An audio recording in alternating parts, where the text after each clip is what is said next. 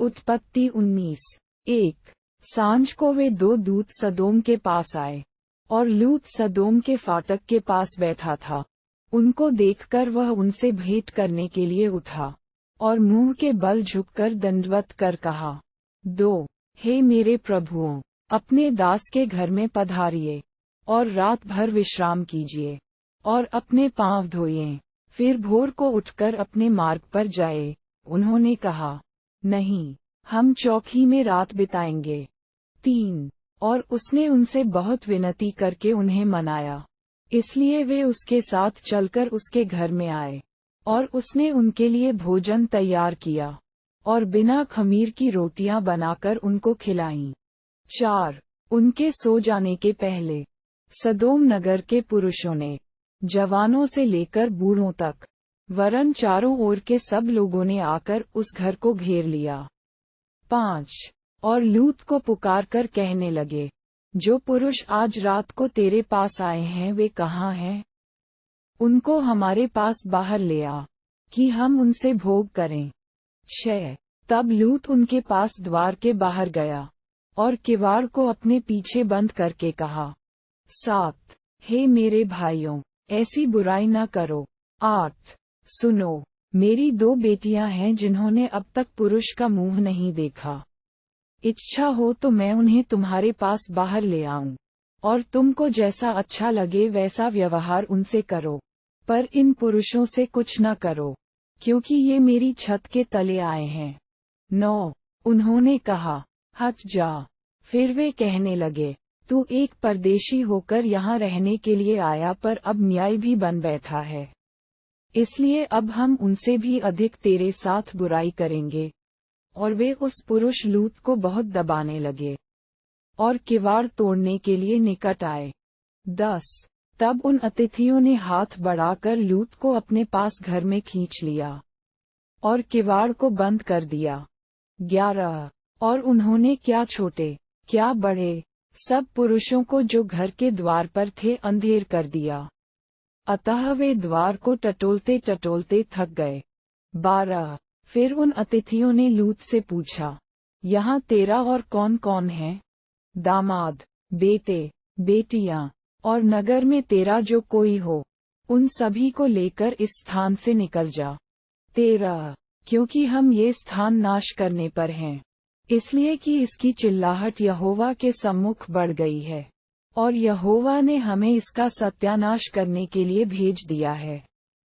14 तब लूत ने निकलकर अपने दामादों को, जिनके साथ उसकी बेटियों की सगाई हो गई थी, समझाकर कहा, उठो, इस स्थान से निकल चलो, क्योंकि यहोवा इस नगर को नाश करने पर है। उसके दामाद उसका मजाक उड़ाने लगे। लूका शाम के 5:28 15 जब पौ फटने लगी, तब दूतों ने लूत से जल्दी करने को कहा और बोले, उठ, अपनी पत्नी और दोनों बेटियों को जो यहाँ है ले जा, नहीं तो तू भी इस नगर के अधर्म में भस्म हो जाएगा।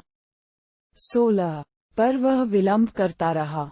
इस पर उन पुरुषों ने उसका और उसकी पत्नी और दोनों बेटियों के हाथ पकड़े, क्योंकि यहोवा की दया उस पर थी, और उसको निकालकर नगर के बाहर कर दिया। 2:7 17 और ऐसा हुआ कि जब उन्होंने उनको बाहर निकाला, तब उसने कहा, अपना प्राण लेकर भाग जा, पीछे की ओर न ताकना, और तराई भर में न ठहरना, उस पहाड़ पर भाग जाना, नहीं तो तू भी भस्म हो जाएगा। 18 लूत ने उनसे कहा, हे प्रभु, ऐसा न कर। 19 देख, तेरे दास पर तेरी अनुग्रह की दृष्टि हुई है, और तूने इसमें बड़ी कृपा दिखाई, कि मेरे प्राण को बचाया है, पर मैं पहाड़ पर भाग नहीं सकता, कहीं ऐसा न हो कि कोई विपत्ति मुझ पर आ पड़े, और मैं मर जाऊं। 20 देख, वह नगर ऐसा निकट है कि मैं वहां भाग सकता हूँ, और वह छोटा भी है, मुझे वहीं भाग जाने दे। क्या वह नगर छोटा नहीं है? और मेरा प्राण बच जाएगा। 21 उसने उससे कहा, देख, मैंने इस विषय में भी तेरी विनती स्वीकार की है, कि जिस नगर की चर्चा तूने की है, उसको मैं नाश न करूंगा।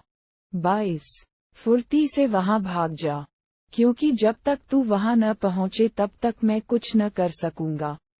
इसी कारण उस नगर का नाम सोअ पड़ा। 23 लूत के सोअ के निकट पहुंचते ही सूर्य पृथ्वी पर उदय हुआ। 24 तब यहोवा ने अपनी ओर से सदोम और गमोरा पर आकाश से गंधक और आग बरसाई। लूका शाम के 5:29। 25 और उन नगरों को और संपूर्ण तराई को और नगरों के सब निवासियों को भूमि की सारी उपज समेत नाश कर दिया। 26 लूत की पत्नी ने जो उसके पीछे थी पीछे मुड़कर देखा, और वह नमक का खंभा बन गई। 27 भोर को अब्राहम उठकर उस स्थान को गया जहां वह यहोवा के सम्मुख खड़ा था। 28 और सदोम और गमोरा और उस तराई के सारे देश की ओर आंख उठाकर क्या देखा कि उस देश में से धधकती हुई भट्ठी का सा धुआं उठ रहा है। 29 और ऐसा हुआ कि जब परमेश्वर ने उस तराई के नगरों को, जिनमें लूत रहता था, उलट पुलट कर नाश किया, तब उसने अब्राहम को याद करके लूत को उस घटना से बचा लिया। 30 लूत ने सोअ को छोड़ दिया और पहाड़ पर अपनी दोनों बेटियों समेत रहने लगा, क्योंकि वह सोअ में रहने से डरता था। इसलिए वह और उसकी दोनों बेटियां वहां एक गुफा में रहने लगे। 31 तब बड़ी बेटी ने छोटी से कहा, हमारा पिता बूढ़ा है, और पृथ्वी भर में कोई ऐसा पुरुष नहीं जो संसार की रीति के अनुसार हमारे पास आए।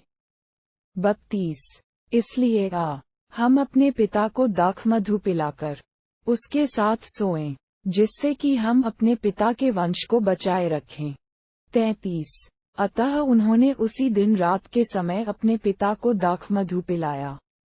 तब बड़ी बेटी जाकर अपने पिता के पास लेट गई, पर उसने न जाना कि वह कब लेटी और कब उठ गई। 34 और ऐसा हुआ कि दूसरे दिन बड़ी ने छोटी से कहा, देख, कल रात को मैं अपने पिता के साथ सोई, इसलिए आज भी रात को हम उसको दाखमधु पिलाएं। तब तू जाकर उसके साथ सोना कि हम अपने पिता के द्वारा वंश उत्पन्न करें।